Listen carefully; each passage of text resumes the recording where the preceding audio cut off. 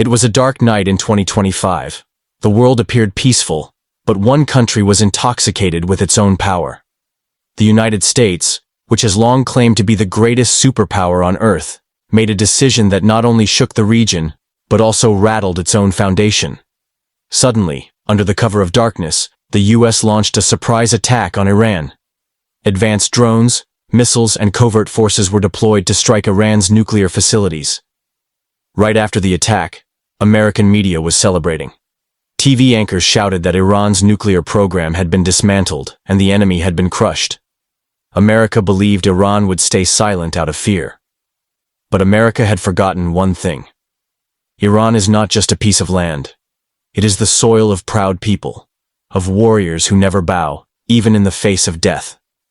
Iran responded within just 24 hours and showed the world that it would not stay silent. The Iranian president addressed the nation. His eyes were filled with fire and his voice trembled with grief and rage. He declared that while Iran had always spoken for peace, its silence was mistaken for weakness. Now, the time had come to teach the enemy a lesson they would never forget. Iran's military moved immediately. The Revolutionary Guard, Army, Navy, and Air Force were all on full alert.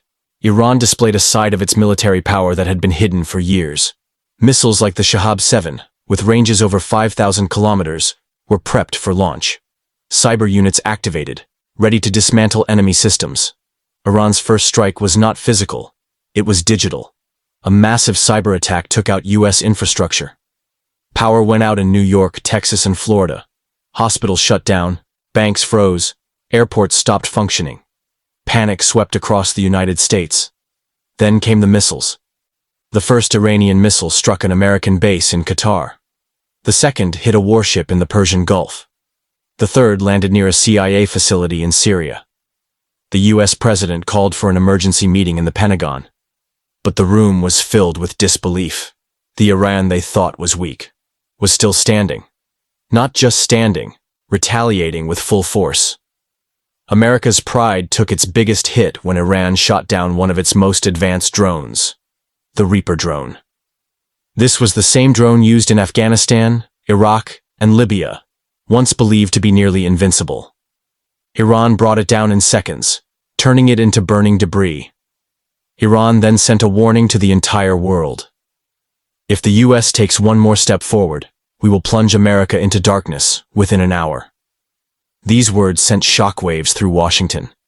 The media turned from celebration to fear. Crowds took to the streets in panic.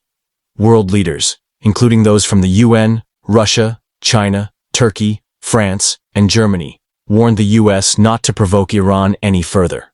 Iran issued a final ultimatum. Withdraw your troops, apologize, and admit to the world that you attacked a sovereign nation without cause. You have 24 hours. If you fail, we will erase your major cities from existence.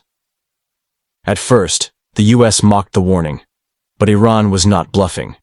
A second cyber attack shut down America's communication satellites.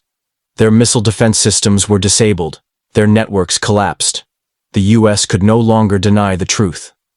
For the first time, the President of the United States was forced to stand before the United Nations and apologize. He admitted that the attack on Iran was a mistake. He expressed a desire for peace. The US began withdrawing warships and troops from the Middle East. Military bases in Qatar, Iraq, and the Indian Ocean were vacated. The world watched in awe as Iran, a nation often underestimated, forced the most powerful military on Earth to back down. America had to bow its head, not with honor, but with humiliation. This was more than just Iran's victory. It was a lesson to the entire world. Power doesn't only lie in nuclear weapons or warships. True power lies in courage, pride, and the unshakable will to resist oppression. This was not merely Iran's story. It was the story of every nation that refuses to kneel, every people who rise against injustice, and every flag that stays flying. Even in the storm. The mighty are not those who strike first. The mighty are those who stand firm when struck, and strike back with fire in their hearts and steel in their hands.